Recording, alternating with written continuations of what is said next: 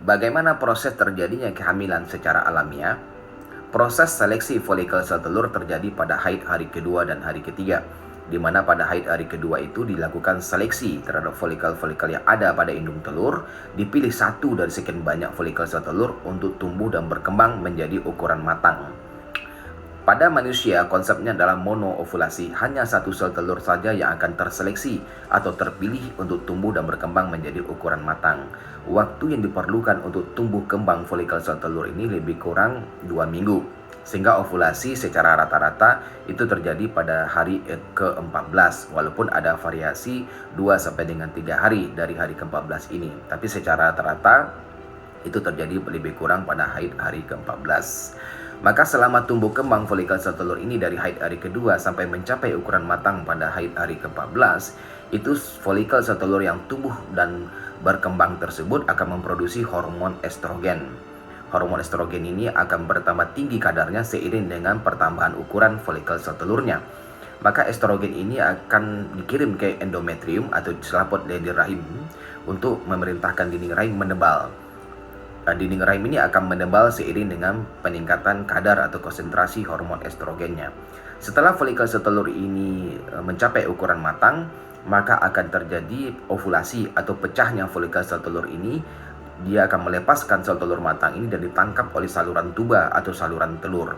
Maka sel telur atau oosit atau ovum ini akan berada di dalam saluran tuba lebih kurang 24 jam menunggu sperma datang.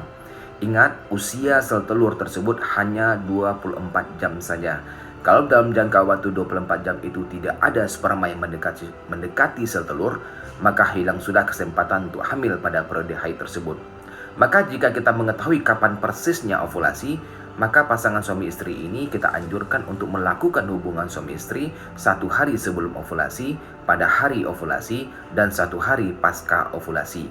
Sehingga sperma tersebut sudah standby menunggu kedatangan sel telur.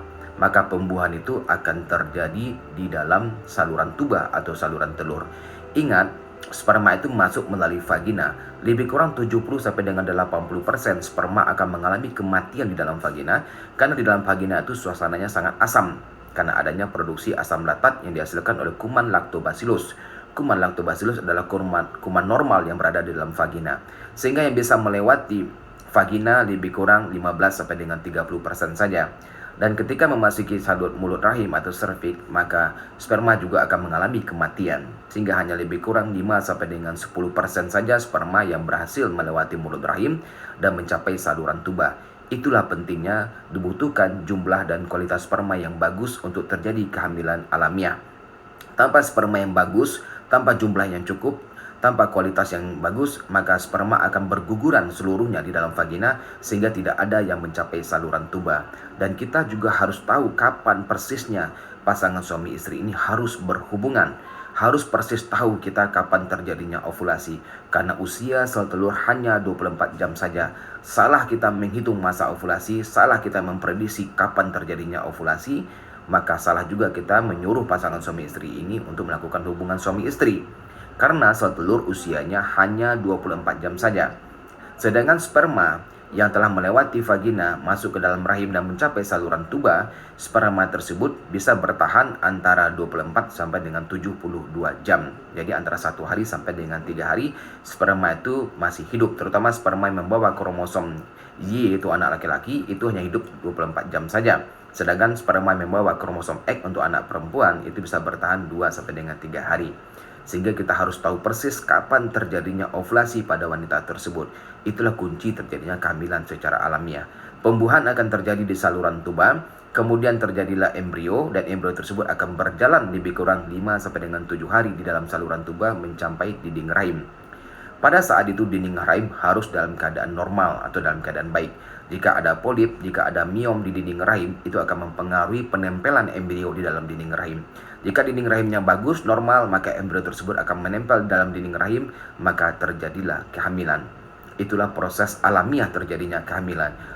Oleh karena itu, jika tidak terjadi kehamilan padahal sudah melakukan hubungan suami istri secara teratur, yang dikatakan teratur adalah 2 sampai dengan 3 kali seminggu, itu artinya adalah selang hari kita melakukan hubungan suami istri dalam jangka waktu seminggu, kapanpun terjadinya ovulasi pada wanita itu, maka akan selalu sel telurnya itu terpapar dengan sperma. Karena sperma bisa hidup 1 sampai dengan 3 hari.